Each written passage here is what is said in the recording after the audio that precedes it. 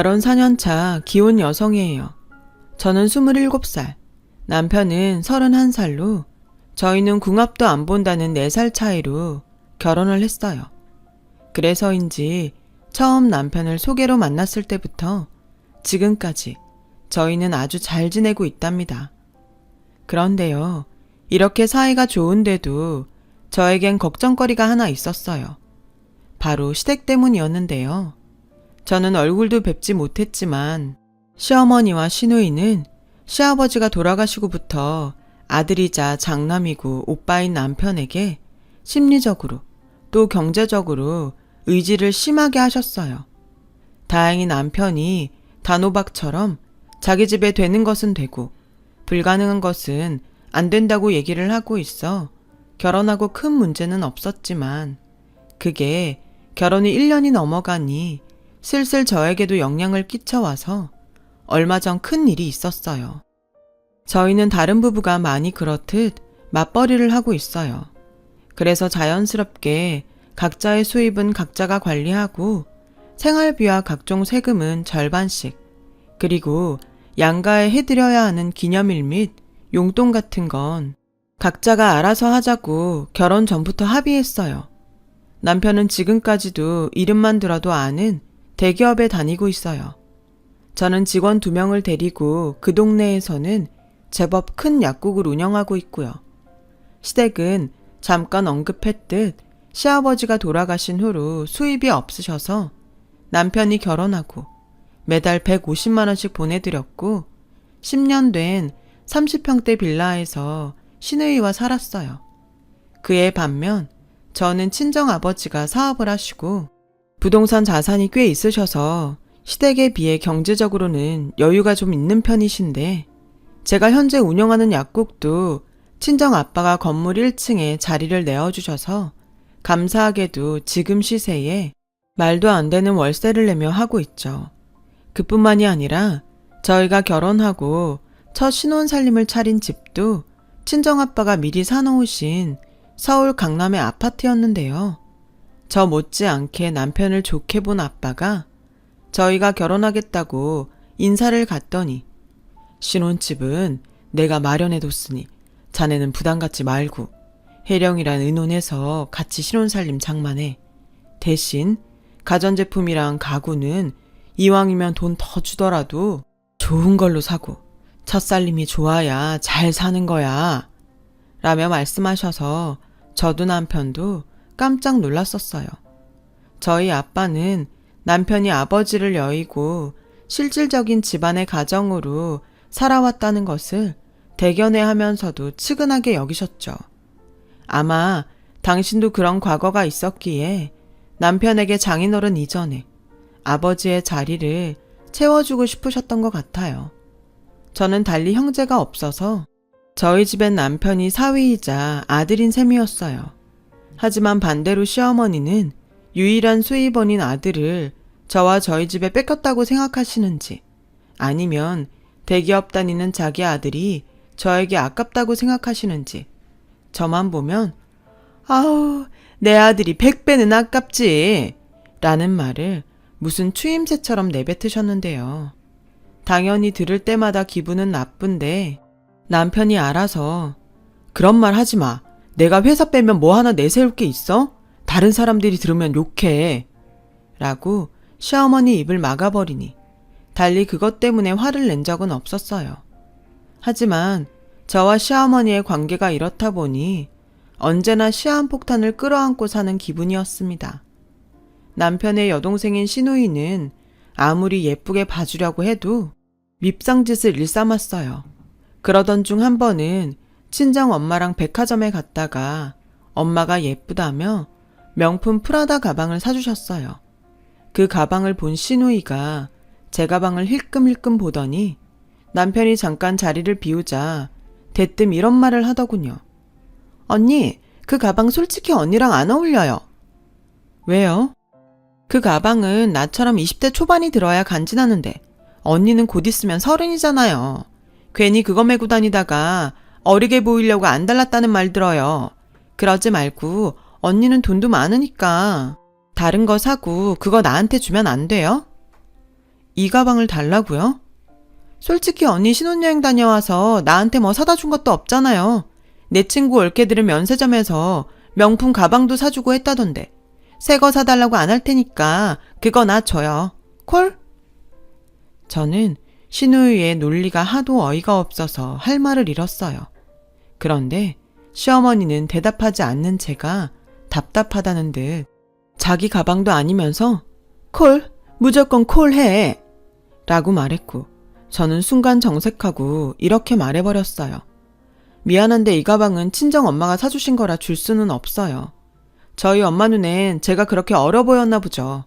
그리고 신혼여행 갔다 오면서 아가씨한테 내가 면세점에서 선글라스 사다 줬는데 사다 준 게 없다고 하니까 기분이 좀 그렇네요. 가방은 아니었지만 그래도 낫다네는 생각하고 고른 건데 얘, 넌 돈도 많은 애가 말을 어쩜 그렇게 야박하게 하니? 줄 수 없으면 하나 사준다고 하면 좀 좋니? 시어머니와 시누이는 저희 친정이 잘 살고 제가 월세도 거의 내지 않으면서 약국을 운영한다는 사실을 알고 제가 돈을 아주 많이 버는 걸로 알고 있더라고요. 당연히 그 돈을 자기를 위해 쓸 수 있다고 생각하는 모양이었어요. 사실 따지고 보면 집 명의도 친정 아빠 앞이고 약국도 지금은 아빠 덕에 지출을 줄이고 있는 입장이라 제가 마음에 빚이 있거든요. 그래서 언제까지고 친정의 도움을 받을 수 없기에 제 나름 돈을 모으며 준비를 하고 있는데 그 사실을 알 리 없는 시어머니와 시누이는 저를 무슨 구두쇠 보듯 했어요. 무슨 일이야? 나 없을 때 무슨 말 했어?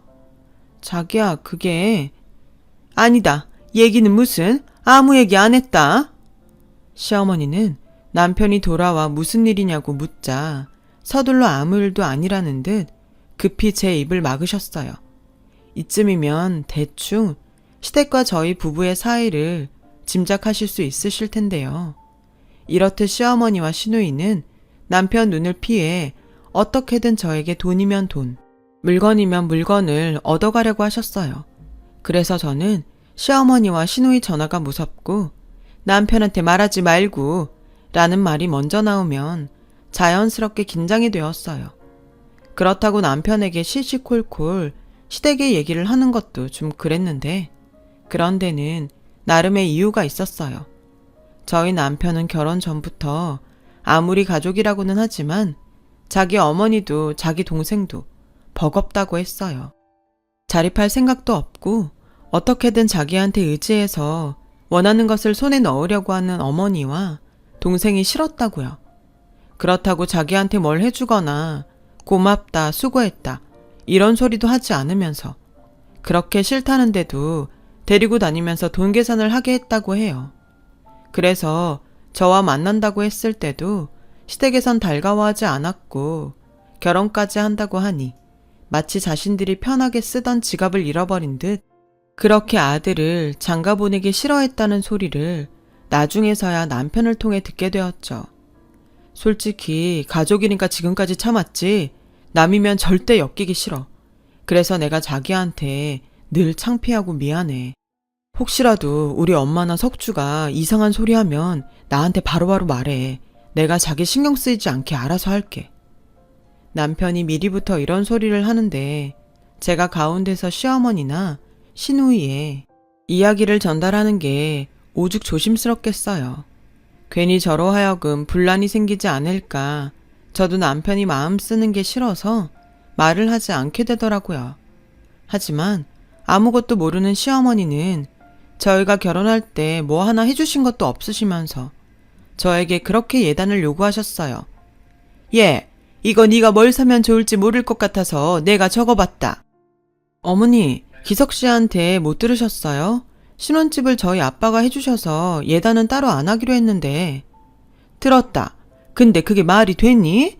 보는 눈들도 많은데 어떻게 예단을 안 할 생각을 하니? 너도 참 염치가 없다. 그래도 내 아들이 우리나라에서 손에 꼽히는 대기업에 다니잖아. 잔말 말고 거기 적힌 건 준비해라. 저는 황당했지만 이왕 적어 오셨다고 하니 주신 리스트를 봤어요. 그런데요, 리스트를 보니 정말 기가 막히는 거 있죠. 당신 쓰실 살림살이와 시누이 명품 가방, 명품 옷까지 적혀 있는데 이게 왜 예단 리스트인지 모르겠더라고요. 그래서 저는 대충 대답을 얼버무리고 그 리스트를 고스란히 남편에게 줬어요. 아무래도 그건 남편이 해결해야 할 부분 같았거든요. 그리고 남편이 그 리스트를 보자마자 어이가 없다면서 득달같이 시어머니에게 전화해서 말도 안 되는 이런 거 내밀지 말라고 큰 소리를 쳤고, 그 일을 시작으로 시어머니는 저를 남편 뒤에 숨어 자기를 골탕 먹이는 괘씸한 며느리라고 생각하셨어요. 그래서 웬만해서는 남편에게 시댁에 대한 이야기는 전달하지 않으려고 하는데, 얼마 전 도저히 말을 하지 않고서는 감당하지 못할 일이 생기고 말았어요.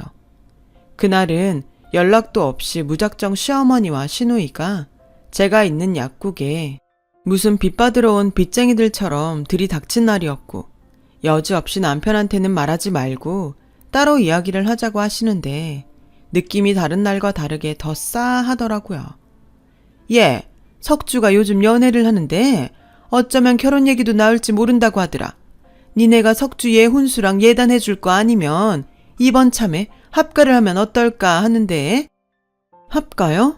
저는 전혀 생각도 못한 말씀이라. 언니, 오빠는 장남이에요. 어떻게 생각을 안 했어요. 지금은 몰라도 저 시집가면 엄마는 혼자 계실 텐데. 그럼 장남인 오빠네가 엄마 모셔야 하는 거 당연하지 않아요? 진짜 어이없다. 아무래도 이건 저 혼자 결정할 일이 아닌 것 같아요. 게다가 그 집 저희 아빠가 해주신 건데 친정에도 얘기를 해야 할 것 같고요.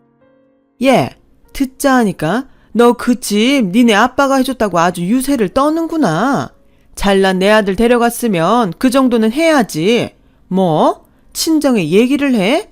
그래서 그 잘난 니네 아빠가 안 된다고 하면 나보고 길에 나 앉으라는 거야 뭐야. 그리고 너 내 아들 믿고 까부나 본데 걔가 내 아들이지 니네 집 아들이니? 걔 속마음은 내가 더 잘 알아. 기석이 걔 지금 우리한테 엄청 미안해. 네가 합가하기로 했다고 말하면 오히려 좋아할 거다. 저는 시어머니의 궤변에 황당의 말이 나오지 않았어요. 그래서 웬만해서는 남편한테 시댁에 대해서는 나쁜 소리 하지 않으려고 했지만 이번 일은 그럴 수가 없어서 남편에게 낮에 있었던 이야기를 모두 했고, 혹시라도 남편도 합가를 원하면 고려해보겠다고 했는데 남편은 저보다 펄쩍 뛰며 단단히 화가 나서 저에게 시댁으로 가서 단판을 짓자고 했어요. 그렇게 시댁에 간 저희 부부는 마치 미리 예상이라도 한 듯 놀라지도 않는 시어머니와 시누이를 보며 이야기를 시작했는데요. 석주 너 결혼하는 거 맞아? 네 나이가 몇인데 벌써 결혼 얘기를 해. 너 졸업하고 직장 다닌 지 1년도 안 됐잖아. 그래서 오빠는 지금 내가 거짓말한다는 거야? 나 연애하는 거 맞고 그 사람이 먼저 결혼하자고 했어. 그럼 그 남자도 지금 당장 오라고 해. 그래야 확실하게 앞으로 어떻게 할지 이야기를 하지. 오빠는 동생 망신시키려고 작정을 했니? 쪽팔리게 어디로라고 해. 그리고 지금 올케 언니 말만 듣고 오빠 이미 화났잖아. 근데 무슨 얘기를 하재? 그래, 아무리 급해도 그렇지. 내가 말한 지 얼마나 됐다고 지 남편 앞장 세워서 시댁에 들이닥치니? 너도 참 생각이 없다. 돈만 많으면 뭐해? 사람이 별론데. 엄마, 이 사람한테 막말하지 마. 그리고 처음부터 그런 일을 나 없이 말한다는 게 말이 돼? 그것도 장인어른이 사주신 우리 집에? 누가 사줬건 내 아들이 살고 있는 내 아들 집이잖아. 엄마가 아들 집에도 못 들어가니? 막말로 내가 석주 얘 결혼시킬 돈이 있어? 집이라도 팔아야 혼수든 예단이든 해줄 거 아니야. 그렇게 합가하기 싫으면 너희가 혼수랑 예단 다 해줘. 어디 가서 꿀리지 않게 책임지고 해주라고. 엄마, 그 남자가 결혼하겠다고 인사는 왔어? 그 남자 얼굴은 봤냐고. 봤어, 사진으로. 허우대 멀쩡하더라. 얘 말로는 돈도 있는 집이래. 시집만 가면 걱정 없겠더라고. 저는 옆에서 대화를 듣는데 이런 말 미안하지만 한심하게 보였어요. 얘기를 더 들어보니 시누이가 남자를 만나는 건 맞지만 그 남자가 그냥 한 말에 시누이는 진짜로 믿는 것처럼 보이더라고요. 시누이는 이제 취업한 지 얼마 되지 않아서 월급이 적은데 돈도 쥐꼬리만큼 주면서 시키는 게 많다고, 또 집이랑 직장이 거리가 멀어서 힘들어 죽겠다고 항상 불만이 많았고, 이참에 시집을 가게 되면 일도 하지 않고 편하게 살 수 있을 거란 기대를 하는 것 같았어요. 제가 이 정도인데 남편은 오죽하겠어요. 남편은 더 이상 대화가 의미 없다고 생각했는지 자기가 먼저 쐐기를 박듯 이렇게 말했어요. 나 지금까지 엄마랑 석주 때문에 힘들게 살았어. 이 사람 있는 데서 말하는 거 창피하긴 한데 그래도 지금은 말해야 할 것 같아. 엄마, 나 결혼한다고 하니까 앞으로 생활비는 어떡하냐고. 나한테 다달이 생활비 주지 않을 거면 결혼할 생각도 하지 말라고 했지. 그래서 내가 지금 150씩 드리고 있는 거잖아. 솔직히 내가 그 돈이 안 아깝겠어? 그래도 그 돈 드리면 나 이 사람 건드리지 않을 거라고 생각했는데 아니잖아. 나 솔직히 작정하면 당장 다음 달부터 안 드릴 수도 있어. 근데 왜 내가 여지껏 참았는지 알아? 돌아가신 아버지 때문이야. 엄마는 늘 나한테 뭐라도 뜯어가려고 하지만 아버지는 항상 엄마 몰래 뭐든 챙겨주시려고 했어. 나중에 나도 가장이 되면 갖고 싶은 것도 참고 때론 희생도 하게 될 수도 있다고. 당신이 계시는 동안은 장남이라고 부담 갖지 말라고. 근데 그런 아버지가 돌아가시면서 나한테 뭐라고 하셨는지 알아? 엄마랑 석주 부탁한다고, 미안하다고 그러시면서 눈 감으셨어. 내가 그때 아버지 말만 아니었어도 나 진작에 도망갔다고. 야, 150이 돈이냐? 그래, 너 잘했다. 네 아버지가 그렇게 너한테 부탁을 했으면 150이 아니라 1500도 아깝다고 생각하지 말고 해줘야 하는 거 아니야? 지하에 있는 네 아버지가 원통해야겠다.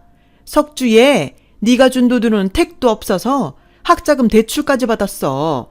꼴랑 150 줘놓고 너 너무 오버하는 거 아니냐?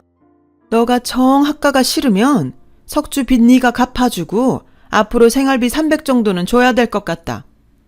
엄마, 엄마는 아들이 무슨 은행이야? 내가 그 돈 주고 나면 나한테 뭐가 남아. 계속 이런 식으로 나오면 생활비고 뭐고 아무것도 없어. 합가? 지금도 이런데 무슨 꼴을 더 보자고 그런 소리를 해. 나 솔직히 이대로 영 끊으면 더 좋거든. 나도 할 만큼 했어. 석주도 졸업하고 돈 버니까 나 이만하면 아버지랑 한 약속 잘 지킨 것 같아. 이제부터는 딱 끊고 살 테니 그런 줄 알아. 남편은 제가 본 중에 가장 많이 화가 난 얼굴로 제 손을 잡고 시댁을 나왔어요.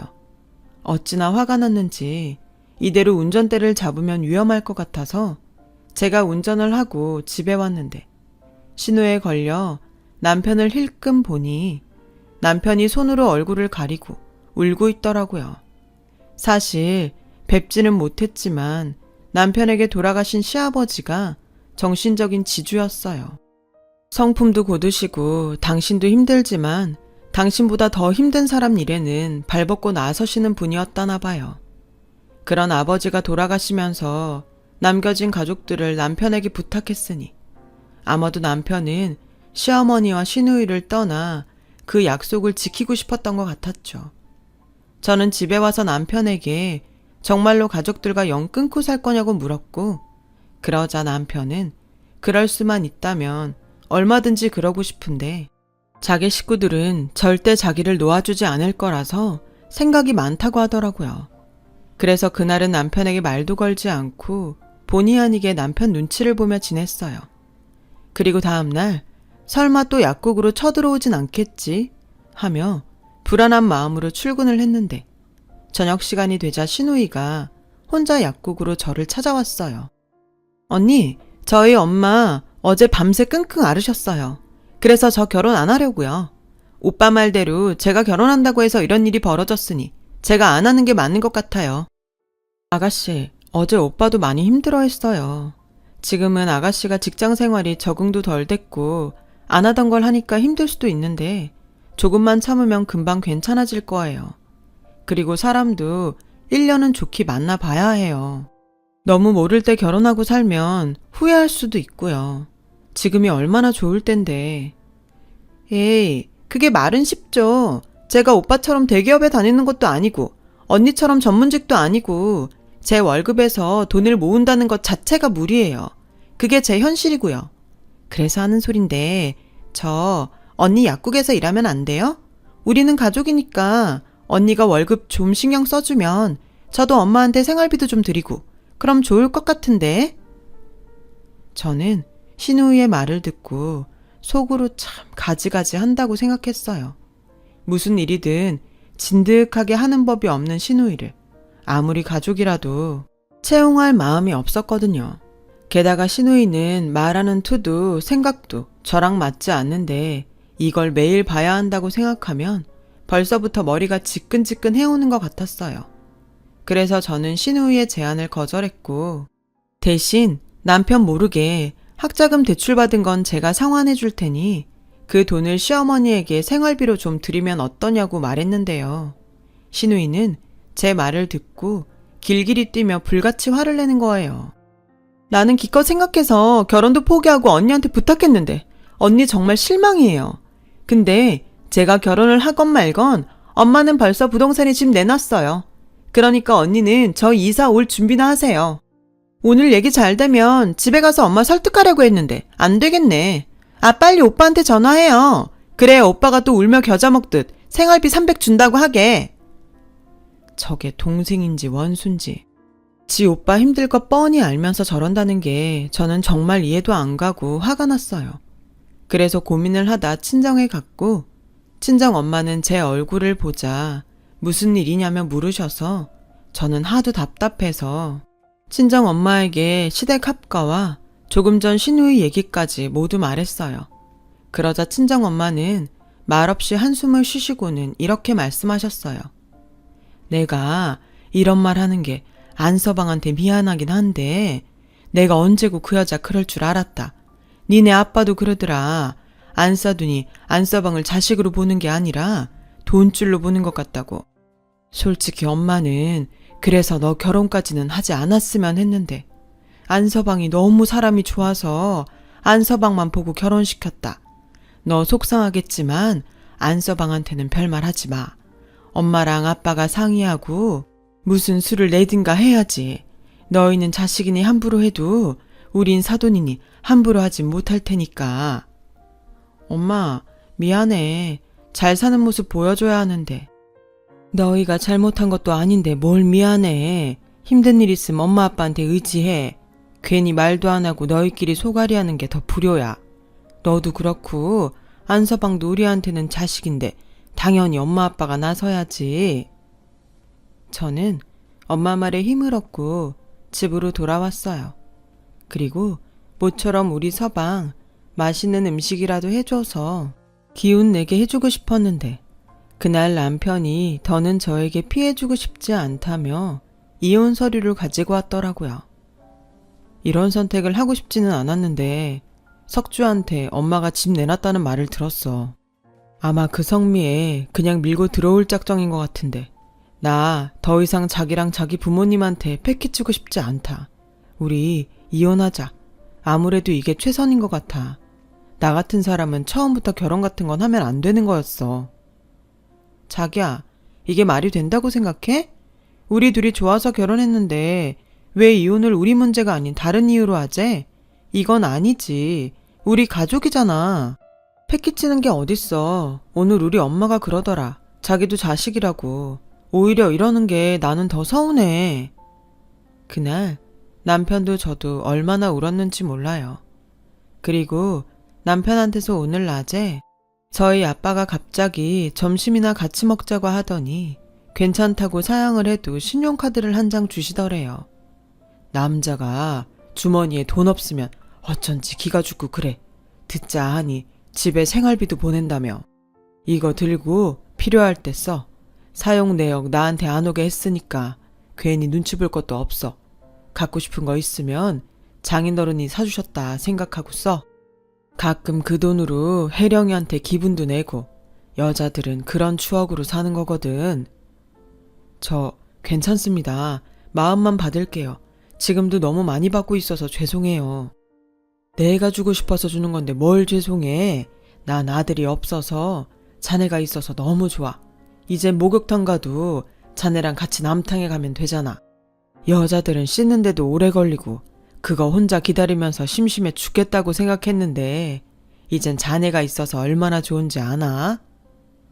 그렇게 저희 아빠를 만나고 그 카드를 도저히 쓸 수가 없어서 고이 지갑 안쪽에 넣어놨었다고요.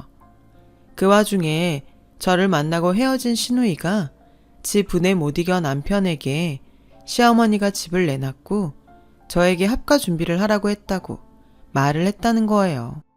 석주한테 그 말을 듣고 얼마나 기가 찼는 줄 알아?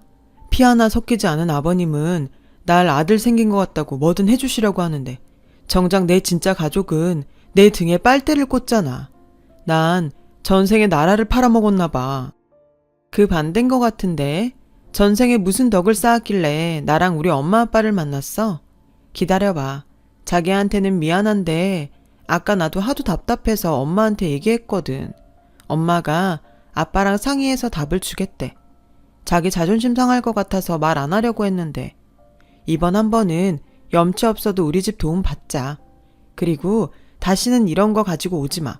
이혼을 하겠다 싶으면 서류는 내가 들고 올 거니까. 저는 농담처럼 그리고 진심을 다해 남편을 위로했어요.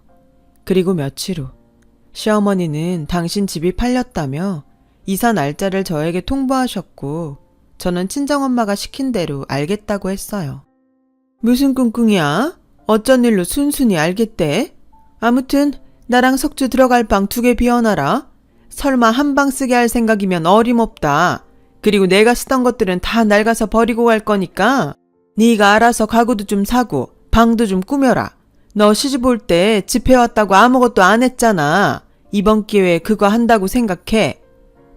가만히 듣고 있으니 시어머니는 자기 혼자 신나서 선을 넘나드셨는데 사실 저희는 이미 그 집을 팔고 친정집으로 이사를 왔어요. 혜령아, 너랑 안서방만 괜찮으면 당분간은 우리 집 2층에서 지낼래? 한 1, 2년 정도 지내면서 다른 곳 알아보면 어떨까 하고. 네 아빠랑도 얘기했다. 우리랑 같이 지내면 너희 시어머니 합가하자는 소리도 못할 거고 안서방만 괜찮다고 하면 이참에 그 여자 버릇 좀 고쳐보자. 엄마도 사람이 못됐는지 내 새끼들 힘들게 하는 사람 나도 괴롭히고 싶다. 물론 안서방이 내켜하지 않으면 어쩔 수 없지만 엄마 아빠 마음은 그래. 저희 남편은 당연히 저희 친정 부모님이 하자는 대로 하겠다고 했어요. 그리고 오히려 친정 부모님과 함께 산다고 생각하니 자기는 가족의 울타리로 들어가는 것 같아서 좋다고 하더라고요. 그 길로 이사를 진행했고 저희가 살던 아파트는 내놓자마자 바로 계약이 되었어요. 드디어 시댁의 이삿날이 밝았어요. 버리는 것이 많고 챙겨올 것이 별로 없었던 시어머니와 시누이는 용달차 한 대로 아침 대바람부터 저희가 살던 아파트로 오셨고 이미 그곳에 이사와 사는 사람들에게 그런 사람 여기 안 산다며 문전박대를 당했다나 봐요. 야, 너 우리 엿먹이려고 일부러 그랬지? 너네 어디로 이사 갔어? 당장 주소 불러. 이게 아주 사람을 우습게 알아? 어머니, 저희 친정에 들어와서 살아요. 친정 부모님이랑 합가했어요. 미리 말씀드리지 못해서 죄송해요. 워낙 급하게 진행된 일이라서요. 그 집이 저희 아빠 집이잖아요. 아빠가 그 집 하신다는데 저희라고 별 수 있나요? 그래서 저희도 갈 곳이 없어서 친정에 얹혀 살아요. 어머니도 갈 곳 없으시면 여기로 오셔서 저희랑 같이 얹혀 사실래요? 뭐라고? 너 일부러 그랬지? 됐고 우리 어디든 들어가야 하니까 있는 돈 다 보내. 당장 들어갈 집이라도 있어야 할 거 아니야. 엄마, 우리 돈 없어. 그리고 앞으로 장인어른한테 월세도 내야 해서 엄마한테 드리던 돈도 100으로 줄여야 할 것 같아. 석주도 돈 버니까 괜찮지? 그리고 1년 뒤엔 그 돈도 안 보낼 거야. 우리도 집 구해서 나가야지. 그렇게 돈 많다고 자랑하더니 네 처가에서 월세를 내래? 그리고 니들 살 집도 안 해준다고? 엄마가 자꾸 눈독 들여서 안 해주신대. 지금도 하마터면 자기 집에 엄마가 들어와서 살 뻔했다고 그 집 정리하신 거야. 무슨 이런 거지 같은 경우가 다 있어? 넌 그 소리 듣고도 가만히 있었어? 가만히 있었어. 만약 나라도 그랬을 거니까. 엄마, 이제 제발 거지 말고 사람답게 살아. 살던 집 팔고 오늘 잔금 받았지? 그 돈으로 앞으로 지낼 집 구해. 이번 기회에 집도 좀 줄이면 더 좋겠네. 엄마, 끊어. 그리고 앞으로 돈 얘기는 무조건 안 들어드릴 거니까 얘기도 꺼내지 마. 엄마, 나 지금 너무 행복해. 여기선 내가 돈이 아닌 자식 같거든. 제발 부탁인데 나도 좀 사람답게 살자. 엄마가 좀 도와주라. 그래, 너 네 엄마랑 네 동생 어떻게 되든 상관하지 말고 혼자 잘 먹고 잘 살아. 우리도 더 이상 너 가족으로 생각하지 않을 테니까. 저 혼자 잘 살겠다고 가족도 버린 네가 얼마나 잘 사나 내가 똑똑히 두고 볼 거야. 그 사람들이 지금은 잘해주는 것 같지? 그래도 남은 남이야. 가족 없으면 얼마나 서러운데. 너 그때 우리 찾아와도 우린 너 절대 받아주지 않을 거다. 이 망할 자식. 네 아버지도 지금 지하에서 피눈물을 흘리고 있을 거야. 시어머니는 그 말을 끝으로 전화를 끊으셨어요. 그리고 지금까지도 아무런 연락이 없으셔서 이 글을 쓰고 있는 지금도 저희 부부는 시어머니와 시누이가 어디에서 어떻게 살고 있는지 모르고 있어요. 에휴, 어디서 어쩌고 계시나. 내가 먼저 연락드려야 하는데. 하다가도 그날 남편이 했던 자기도 사람답게 살자라는 말이 가슴에 콕 박혀서 내 남편이 행복하게 살 수 있으면 뭐든 상관없다는 생각에 그러지 않고 있어요. 그냥 시누이의 SNS를 통해 그게 진짜인지 꾸며낸 거짓인지는 모르겠으나 그럭저럭 사는 것 같고, 만약 어느 날 갑자기 시어머니든 시누이든 연락이 온다면 그들이 달라져 있지 않은 한 저도 그렇고 남편도 절대 받아주지 말자고 서로 합의를 했어요. 여태 당했던 대로 또다시 당할 수는 없으니까요. 그리고 원래 계획대로라면 내년에는 저희가 모은 돈으로 새로운 집을 알아봐야 하는데, 제가 얼마 전 아이를 임신해 저희의 분가는 아이가 초등학교 갈 즈음으로 완전히 밀리고 말았어요. 남편도 그렇고 저희 부모님도 원래 떨어져 살고 싶지 않았다면서 3명이 한편이 되어 있더라고요. 여기가 친정인지 시댁인지 행복한 질투가 다 날 정도예요. 우리 안서방 좋아하는 갈비탕 끓여야지. 엄마, 나는 육개장이 좋은데. 그런 자극적인 거 몸에 안 좋아. 갈비탕 먹자. 주말에 안서방 낚시 어떤가? 안 돼. 주말에 이 사람 나랑 쇼핑하기로 했어. 안서방, 쇼핑보다는 낚시가 더 유익하지 않나? 솔직히 남자가 쇼핑 따라가봤자 뭔 재민가? 우리 낚시 가세. 가서 내가 맛있는 매운탕 끓여줄게. 응? 이런 식이라니까요. 이걸 보고 있으면 흐뭇하면서도 살짝 서운한 게 뭐라고 표현하기가 참 어려워요. 그리고요, 바로 어제 저는 시아버님에게 뱃속의 아가 소식도 알려드릴 겸 남편하고 납골당을 찾아갔어요. 참 생각이 많아 보이는 남편 옆에서 저는 차마 목소리는 내지 못했지만 속으로 이런 말씀을 드렸어요. 아버님, 남편을 이 세상에 태어나게 해주셔서 감사합니다. 제가 이 사람 아프지 않고 행복하게 해줄게요. 그리고 앞으로 태어날 저희 아가도 착하고 멋진 남편을 닮을 수 있도록 해주시고, 무엇보다 앞으로는 시어머님이랑 아가씨와 잘 지낼 수 있도록 아버님이 두 사람 정신 좀 차리게 도와주세요. 그래야 남편도 가족들 보고 살 수 있죠. 그럼 저는 평생 아버님 며느리로 충성하고 살겠습니다. 이 기도가 부디 꼭 하늘에 계신 시아버지에게 닿을 수 있었으면 좋겠어요. 그래서 우리 남편이 지금보다 더 많이 행복할 수 있었으면 저는 더 이상 바랄 것이 없을 것 같아요. 지금까지 저의 사연 들어주셔서 감사합니다. 지금의 이 마음을 잊지 않도록 평생 노력하며 살게요. 여러분들에게도 좋은 일만 가득하길 기도하겠습니다. 여러분, 사연 댓글에 응원과 현명한 조언 부탁드려요. 좋아요와 구독은 저에게 큰 힘이 됩니다. 오늘도 좋은 일 가득하세요.